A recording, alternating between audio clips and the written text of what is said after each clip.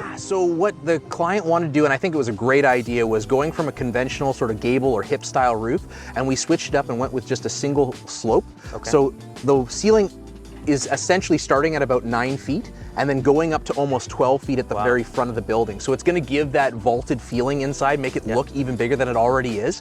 And it really didn't cost anything more. We're small enough as far as our width that we were able to get away without having to use trusses. We're doing everything in conventional lumber. So there's no beams through the center of this structure. It's all conventional lumber for our floor system as well as our roof structure. So in doing this, it gave us the opportunity to put that slope on there and give it kind of a neat look. Got it. Okay, so essentially to determine the size of the garden suite that you can build, it's going to be the lesser of the 3 requirements that you just spoke about, correct? So Whitby and Oshawa both have very similar requirements for their accessory structures. A little bit different when we get into Clarington. Again, different municipality, different bylaws for that type of situation.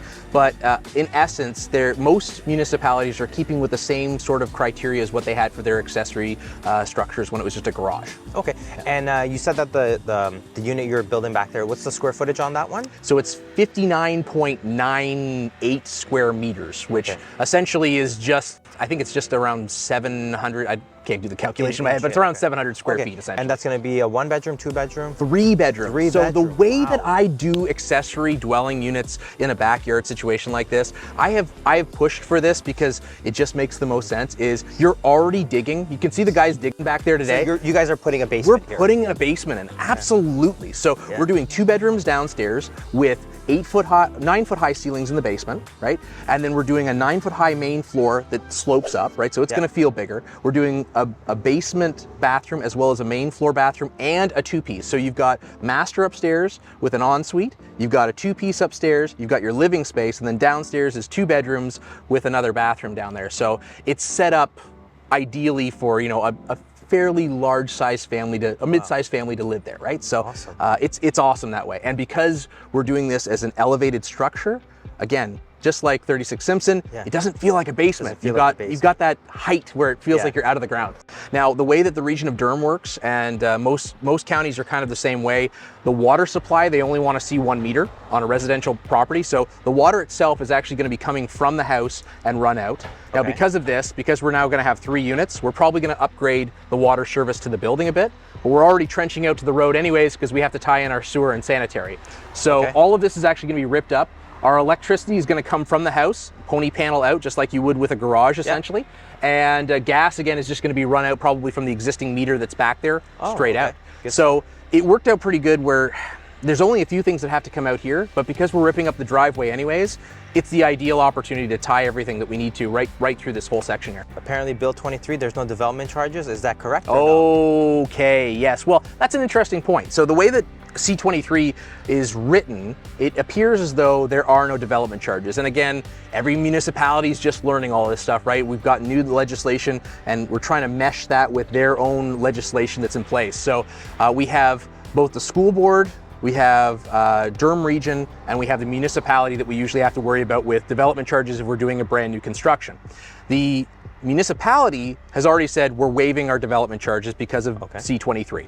Doesn't make sense. This is still on an existing property and it's an accessory structure, an accessory dwelling unit. However, the way that the region has theirs written and the school board, they've actually changed their development charges to say that if it's in new construction, then it's required. The way that the region and municipality are treating this is that this is new construction, but they still expect the region and the school board to get their development charges. So we're having a little discussion about that. It's not bad.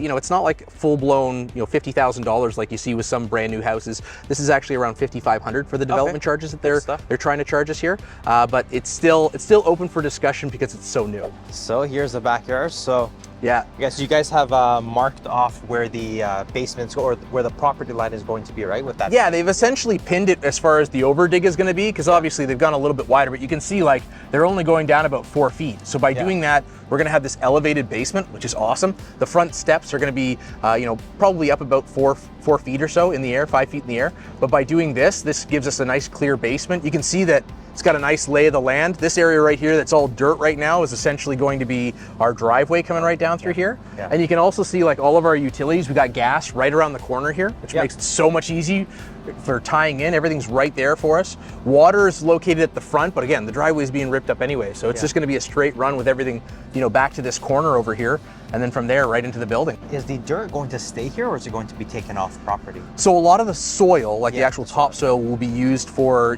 dressing and seeding everything at the end. For all of our backfill.